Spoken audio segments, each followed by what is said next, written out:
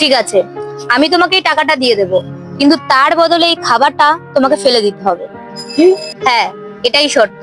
ক্ষমা করবেন দিদি, আমি কখনোই এটা করতে পারবো না। কেন পারবেন না? দিদি, সকাল থেকে রাত পর্যন্ত খাটনি করি দুবেলা দুমুঠো খাওয়ার জন্য, আর আপনি সেই খাবারটা ফেলে দিতে বলছেন? এটা আমি কখনোই করতে পারবো না। কিন্তু দাদা, আপনি যে এইমাত্র বললেন আপনার টাকাটার খুব প্রয়োজন। পয়সার দরকার কার নেই বলুন তো, কিন্তু তাই বলে খাবারটা ফেলে দেবো? কিন্তু আমি যদি এখানে টাকাটা বাড়িয়ে আপনাকে 50,000 টাকা দিই, তাহলে আপনি খাবারটা ফেলবেন? দিদি, 50,000 কেন, আপনি যদি 5 লাখ টাকাও দেন তবু আমি এই খাবারটা ফেলতে পারবো না। দিদি, আপনিই বলুন না, এই পৃথিবীতে কত মানুষ প্রত্যেকদিন অনাহারে থাকে, এমনকি ভিক্ষা পর্যন্ত করছে মানুষ, যে এই খাবারের জন্য মানুষ এত কিছু করছে, আর আপনি সেই খাবারটাকে ফেলে দিতে বলছেন? আপনার ভাবনা চিন্তা খুব ভালো। আসলে আমি আপনার একটা পরীক্ষা নিচ্ছিলাম। পরীক্ষা?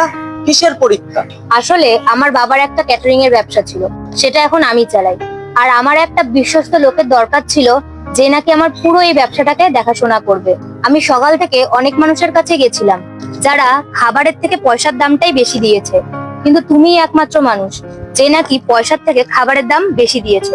একমাত্র আপনি এই পরীক্ষায় পাশ করেছেন। এবার আপনি বলুন, আপনি আমার ম্যানেজার পোস্টে কাজ করবেন? হ্যাঁ দিদি, অবশ্যই করবো। ঠিক আছে, এই নিন আমার কার্ডটা রাখুন। কালকে সকাল 11টার সময় আমার অফিসে চলে আসবেন। ততক্ষণ এটা রাখুন। আর আপনার তো খিদে পেয়েছিল, এই খাবারটা খাবেন, আর এই টাকাটা আপনার অ্যাডভান্স। ধন্যবাদ দিদি। কালকে সকালে কিন্তু লেট করবেন না, অবশ্যই 11টার মধ্যে অফিসে চলে যাবেন।